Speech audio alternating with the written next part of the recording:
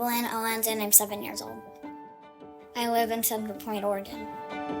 Evelyn is hilarious and sweet and incredibly brave. We've found out in the last year, even though we knew she was brave.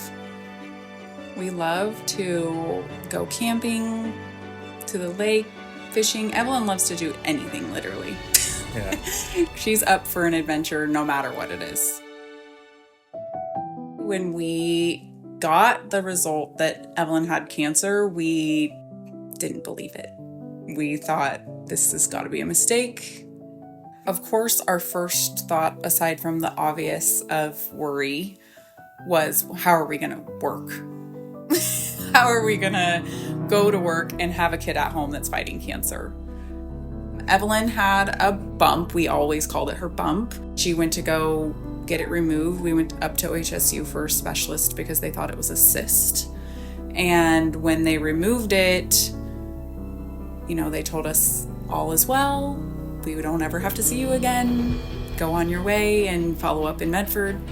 And then we got results back that it was actually a type of cancer.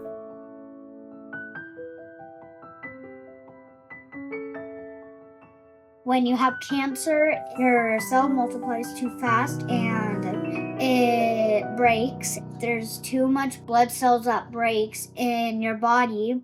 It turns into cancer. After a month of going to and from Dornbecker from here, and them trying to figure out a good time for us to start chemo and treatment, we were able to finally connect with Dr. Plummer at Asante, and she got our treatment plan going here much quicker, much smoother, so much easier for us because we didn't have to plan a 5 to 6 hour trip up there every week. We both kind of were like, a job's a job. We could find another job if we really needed to, but our priority was very much Evelyn. So both of us went to every treatment, every appointment, and we were lucky enough that our jobs allowed us to do that. Some people don't have that. The biggest thing I would say was such a game changer after having experience at larger hospitals was having the same nurses every single time. We received a lot more direct care at Asante. We had our own room. We had our own nurse.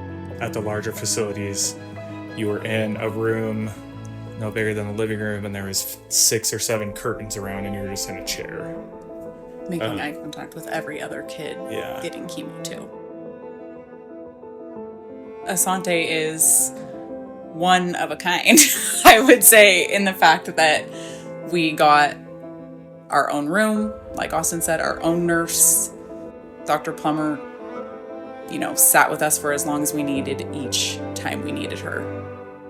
Being able to stay home with our support system in our own house with our animals, which made Evelyn's every single day better, was her animals.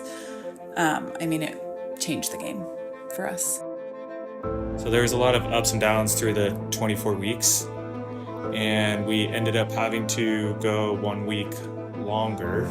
She didn't make counts when we were at the bigger hospital, so she had to get an extra week of treatment.